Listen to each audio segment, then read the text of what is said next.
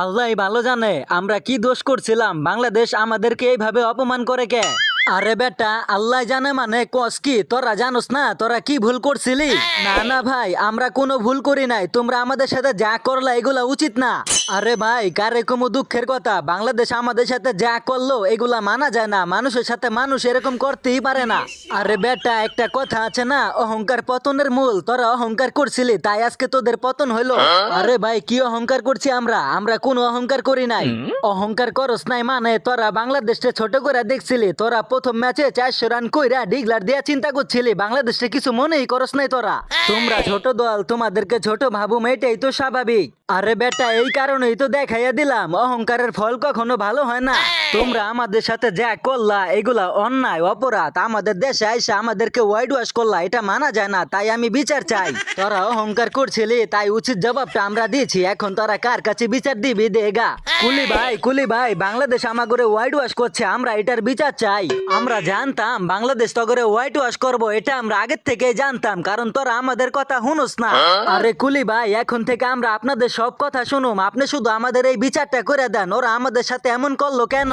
আরে বেটা, আমি বিচার করে দিতে পারি, কিন্তু এখন থেকে তোদের আমাদের সব কথা শুনতে হইব।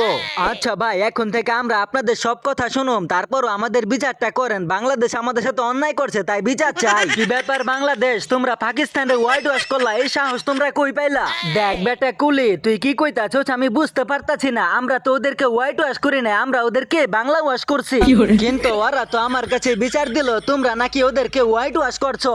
আরে কুলি ভাই, বাংলাদেশ হোয়াইট ওয়াশ করে না, বাংলাদেশ করে ডাইরেক্ট বাংলা ওয়াশ। না না কুলি ভাই, ওরা আমাদেরকে আমাদের দেশে আইসা হোয়াইট ওয়াশ করছে, এটার বিচার আমরা চাই, বিচার তুমি কইরা দিয়া যাও। বাংলাদেশ, এত বড় সাহস তোমরা কই থেকে পাইলা? তোমাদের অবস্থা খারাপ আছে আমি কইয়া দিলাম। আরে বেটা, মাত্র তো ওদেরকে বাংলা ওয়াশ করলাম, কয়দিন পরে তোদের দেশে আসতেছি তোদেরকে বাংলা ওয়াশ করার জন্য, তারপরে বুঝবি খেলাটা কেমন লাগে। আরে ভাই হাসাইও না, আমাদেরকে বাংলা ওয়াশ করতে পারবা, হোয়াইট ওয়াশ করতে পারবা না ওদের মতো। আরে বেটা, হোয়াইট ওয়াশ রে আমরা ভালোবাসা বাংলা ওয়াশ নামে ডাকি, যাদেরকে বাংলা ওয়াশ করি তাদেরকে একদম মান সম্মান খাইয়া দেই পাকিস্তানের মতো। তার মানে কি তোমরা বাংলা ওয়াশ করতেছো, এটার মানে হোয়াইট ওয়াশ রে তোমরা বাংলা ওয়াশ বলো? হ বেটা, হোয়াইট ওয়াশ রে আমরা ভালোবাসা বাংলা ওয়াশ বলি, কারণ আমরা যাদেরকে এটা করি তাদের মান সম্মান খাইয়া দেই পুরা দমে। আরে বেটা, এই কারণেই তো আমি বিচারটা করতে পারতাছি না, তোরা কস বাংলা ওয়াশ, ওরা কয় হোয়াইট ওয়াশ, বিচারটা আমি কেমনে করুম এটাই বুঝতাছি না। তুমি আইছো ওদের বিচার করতে, কয়দিন পরে তোমার ঘরে বাংলা ওয়াশ করুম, তখন সেইটার বিচার কে করবো? আমাদেরকে বাংলা ওয়াশ করবা ওইটা এত সহজ না, কারণ পাকিস্তানের মতো এরকম জঘন্য দল আমরা না। আরে বেটা, তোরে ডাক দিলাম বিচার করার জন্য, তুই উল্টা আমাদেরকে জঘন্য কইতাছস, মানেটা কি?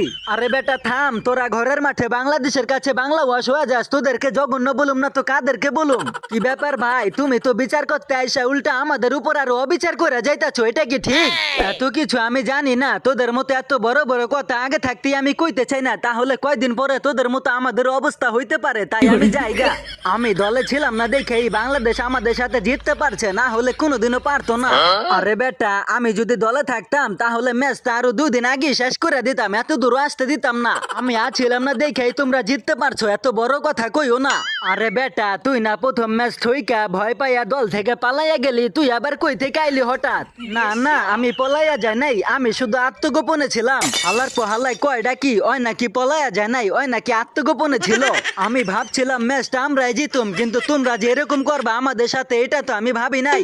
তোরা নিজেদেরকে নিয়ে বেশি অহংকার করছিলি, অহংকার যে পতনের মূল এটাই তোদেরকে বুঝাইয়া দিলাম। তাই বলে এইভাবে অপমান মানুষরে মানুষ করতে পারে না, তার উপরে তোমরা ছিল আমাদের বন্ধু, কিন্তু এখন থেকে তোমরা আমাদের শত্রু হয়ে গেলা।